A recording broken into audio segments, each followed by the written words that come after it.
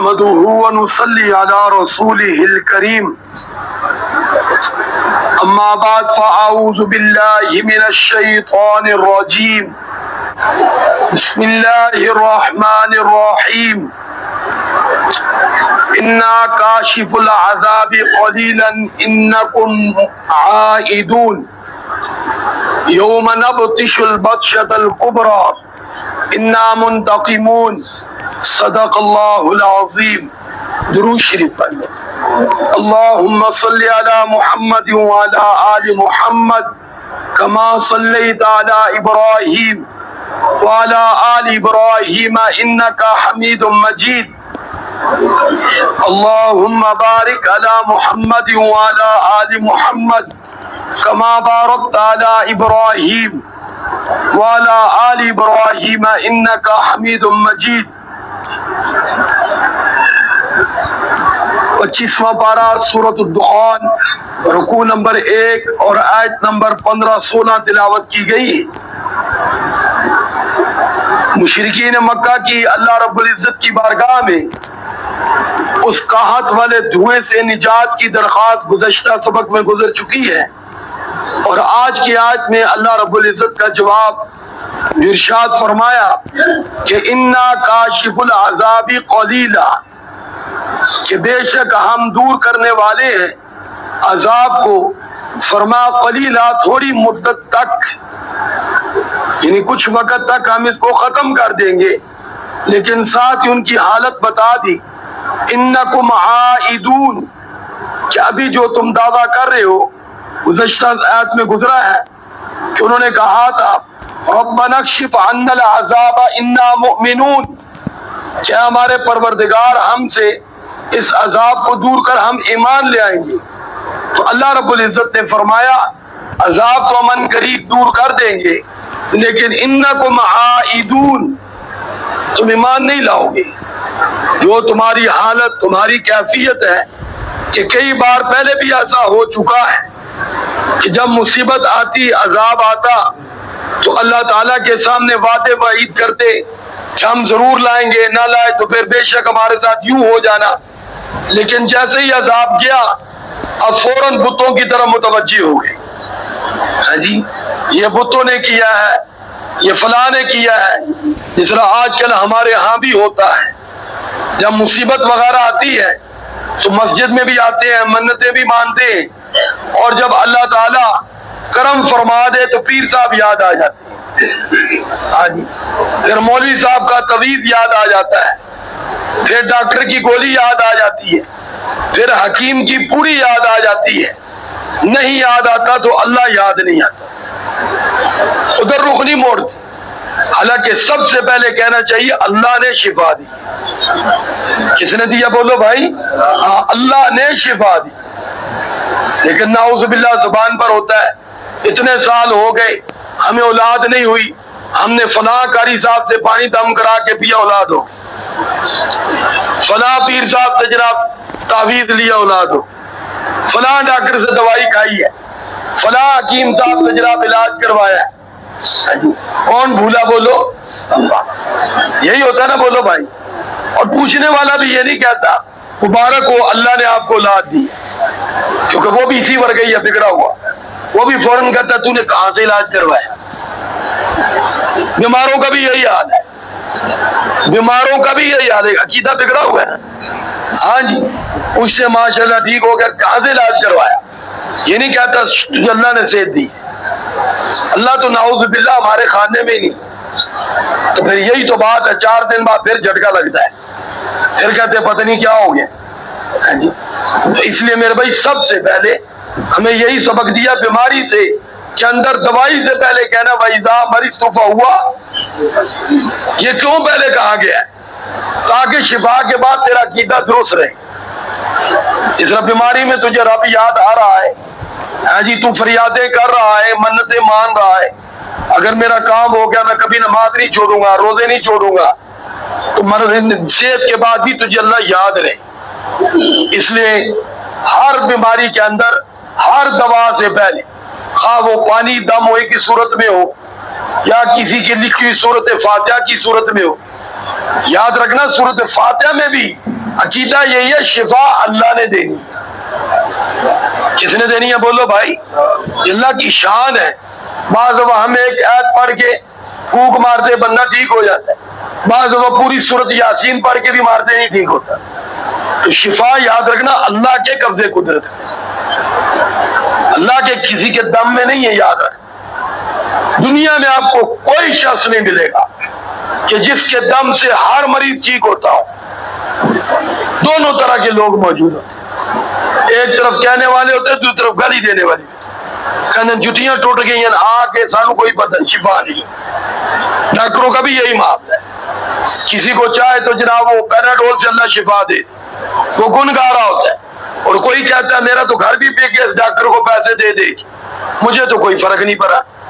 بالکل ایسے ہوتا ہے. اس لیے یاد رکھنا ہم مسلمان ہیں، ہمیں سب سے پہلے ہر قدم پر عقیدے کی حفاظت کا حکم ہے. یہ زندگی آنے جانے والی چیز ہے، صحت آنے جانے والی چیز ہے، بیماری آنے جانے والی چیز ہے، پیسہ آنے جانے والی چیز ہے. ہاں جی، لیکن خدا نہ خواستہ عقیدہ چلا گیا تو کچھ بھی باقی نہیں رہا. اگر آپ کے ہاتھ سے عقیدہ توحید چھوٹ گیا، آپ جتنے بھی شفا یاب ہو گئے، آپ گھاٹے میں ہیں. اگر آپ نے مر جانا اور سیدھے جہنم میں چلے جانا، اور آپ نے اپنے عقیدے کو بچا لیا، ہاں جی، ایمان کو بچا لیا، اور آپ بیماری میں مر بھی گئے تو آپ نفع میں ہیں. وہ بیماری آپ کے گناہوں کا کفارہ، مرنے کے بعد سیدھے جنت. ہمارے استاد محترم فرماتے ہیں نا کہ انشاءاللہ ہاں جی اللہ سے مانگتے رہے، جب دنیا کا سفر ختم ہوگا پھر آگے موجے موجے. دنیا کے اندر حالات ہر ایک پر ہے، لیکن ہر ایک کی نوعیت الگ ہے. کسی کے پاس اسباب سارے ہیں، دل کا سکون کوئی. کسی کے پاس دل کا سکون ہے، اسباب کی کمی ہے، تو اس نے کیا کرنا ہے؟ اسباب. اصل تو چیز دل کا سکون ہے، گھر کے اندر سکون ہے، اولاد کی طرف سے سکون ہے. تو بہت سے لوگوں کو نصیب ہوتا ہے، جس طرح الحمدللہ مجھے نصیب ہے. تو بتاؤ پھر ہمیں گاڑیوں کی کیا ضرورت ہے، ہمیں فیکٹریوں کی کیا ضرورت ہے؟ وہ بھی تو اسی چیز کے پیچھے بیچارے بھاگ رہے ہیں. یہ چیز مل جائے. اور بہت سو کے لوگوں کے پاس یہ چیزیں ہیں لیکن دل کا سکون نہیں، دل کا سکون نہیں. ہاں جی، تو بہرحال جس طرح مولانا طارق جمیل صاحب کا کسی مولوی صاحب کا ہے کہ وہ کسی کے ہاں بچہ کا اول پوزیشن آ گیا، پاس ہونے، اس کو مبارکباد دینے کے تعلق والے تھے. تو بچے سے پوچھا تمہاری ماما کدھر ہے؟ بلکہ ماما ملی نیچے، بچہ اوپر تھا. اس نے کہا اوپر آ، بچے کو آواز دو.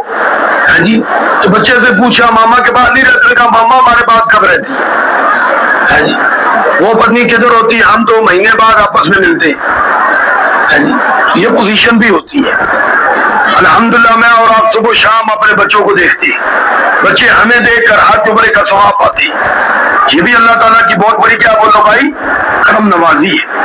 تو اللہ رب العزت فرماتے ہیں ہم عذاب تو دور کر دیں گے، لیکن یہ بگڑے ہوئے لوگ ہاں جی ان کا ایمان کی طرف آنا کیا ہے؟ مشکل ہے.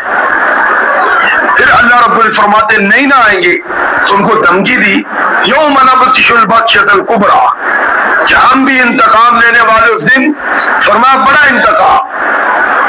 بادشاہ کا مانا ہاں جی انتقام. اور میرے بھائی یہ بدر میں پھر اللہ نے لیا ہے، جنگ بدر میں 70 بڑے بڑے سردار نام مرد ہاں جی جن کو بڑا مال پہ فخر تھا، سرداری پہ فخر تھا، قوم قبیلے پہ فخر تھا، بیٹوں پہ فخر تھا، جو کہا کرتے تھے ہمیں بھی کوئی پوچھنے والا ہے. تو اللہ تعالیٰ نے بدر کے اندر غریب لوگوں کے ہاتھوں، یعنی وہ صحابہ جن کو وہ سردار پاس بھی نہیں بیٹھنے دیتے، جن کا ان کے قریب آنا سردار توہین سمجھتے، بدر میں ان سے اللہ نے گردنیں کٹوائی سرداروں کی. مثال کے طور پر سرداروں میں ایک بڑا نام ابو جہل کا آتا ہے. ابو جہل کی گردن کس نے کاٹی ہے؟ عبداللہ بن مسعود رضی اللہ عنہ. یہ عبداللہ بن مسعود رضی اللہ عنہ غریب صحابہ میں سے، علم میں بڑا مقام ہے، حضور آقا صلی اللہ علیہ وسلم کے بہت زیادہ قریب تھے. ہماری تو بھائی ترجیحات ہی بدل گئی، ہماری یاریاں دوستیاں، ہمارا اٹھنا بیٹھنا، ہماری سوچ وہ مال والے لوگوں کو تلاش کرتی. مال والا ہو، مجھے وقت بے فائدہ ملے، وقت پہ کام آئے، لیکن پکی بات ہے کبھی بھی مال والا کام نہیں آیا، کام آتا ہے تو غریب ہی کام آتا ہے۔ آپ مجھے ایمان سے بتاؤ، جنازے کو اٹھانے والے غریب ہوتے ہیں یا مالدار لوگ ہوتے؟ سارے بولو۔ کبھی لینڈ کروزر والے کو دیکھا جنازہ کو کندھا دیتے ہوئے؟ اس کی دعا کری نہیں جاتی اس وقت بھی، وہ تو اس وقت چودھری بھی ایسے آتا ہے جیسے شادی پہ آیا ہوا ہے۔ ہاں جی، وہی ٹھاٹ باٹ کتنا آتا بولو جنازے میں، ہے جی۔ اور آپ نے دیکھا ہوگا اگر وہ جنازگاہ میں بھی پہنچے گا تو وہ کوئی کرسی کو سایہ تلاش کرے گا، سب سے الگ درخت چودھری صاحب کھڑے ہوں گے، ہے یا نہیں؟ سارے بولو۔ وہ سامنے بھی نہیں کھڑا ہوتا، اس وقت آئے گا بھاگ کے پیچھے، جب امام صاحب کہے گے اللہ اکبر، سلام پھیرا، حضرت وہ گئے، بس وہ تو وہ ہے۔ لیکن آپ کو غریب نظر آئے گا، آپ کے گھر میں بھی چکر لگائے گا، جنازے کو کندھا بھی دے گا، قبر میں بھی اتارے گا، قبر پہ مٹی بھی ڈالے گا، آپ سے پوچھے گا بھی کوئی میرے لیے کام، بولو کوئی میرے لائق؟ ہاں، چودھری اگر پوچھا بھی تو وہ کھڑا نہیں ہوگا، وہ رسمی کندھے پہ ہاتھ رکھ کے کہے گا بیٹا کوئی کام ہو تو مجھے بتانا، اور نکل جائے گا۔ اگلی بات سنے گا نہیں کہ وہ کہے انکل مجھے فلاں کام ہے، اس کو پتا کہہ سکتا، نکل جائے گا اور کیا دے گا میں نے کہا تھا کوئی کام ہو تو میرے لائق بتانا، انہوں نے کہا ہی نہیں، تو نے ظالم ان کی بات سنی نہیں، تو نے یہ بات کہی تھی تو میں ٹھہر تھا، وہ پھر تجھے سوچ کے بتاتا کہ مجھے کیا کام آپ سے۔ ہاں جی، بس کندھے پہ ہاتھ رکھا اور اتنا کہا رسمن کوئی کام ہو تو بتانا، بس وہ کیا۔ اللہ رحم فرمائے، اس کو کہتے ہیں گونگلیوں تو مٹی جھاڑنا۔ لیکن دوسرے نے آپ کو کہا تو وہ کھڑا ہوگا، تھوڑی دیر بعد پھر کہے گا میں نے کہا کوئی کام ہو تو مجھے بتاؤ میں حاضر ہوں۔ ہاں جی، بہرحال ہماری ترجیح بدل گئی، اللہ ہمیں سمجھ نصیب فرمائے۔ جبکہ پیارے آقا صلی اللہ علیہ وسلم نے حضرت عائشہ رضی اللہ تعالیٰ جن کو بھی کوئی نصیحت فرماتے ہیں غریبوں کے پاس رہا کرو، مسکینوں کے قریب رہا کرو، ہاں جی، ان کے پاس رہنے سے اللہ ملتا ہے۔ کون ملتا ہے بولو بھائی؟ ہاں، تو اللہ رب العزت فرماتے ہیں انا منتقمون، کہ بے شک ہم انتقام لینے والے ہیں، ہم گرفت کریں گے، یوم نبطش البطشۃ الکبریٰ، بڑے دن کی گرفت۔ انا منتقمون، بے شک ہم انتقام لینے والے ہیں۔ تو اللہ نے بدر میں گرفت کی، 70 سردار مارے گئے، 70 گرفتار ہو گئے، باقی بھاگنے پہ مجبور ہو گئے۔ کن سے؟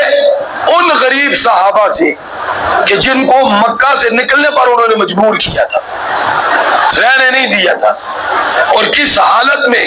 وہ خالی ہاتھ تھے صحابہ کرام، خالی ہاتھ، اور 3 گنا زیادہ طاقت تھی مشرکین مکہ کی، اور پوری تیاری کے ساتھ آئے تھے، کھانے پینا وافر مقدار، ناچ گانا سارا کچھ ہو رہا ہے، اور شراب چل رہا ہے کہ ایک مسلمان بھی زمین پر زندہ نہیں چھوڑے گی۔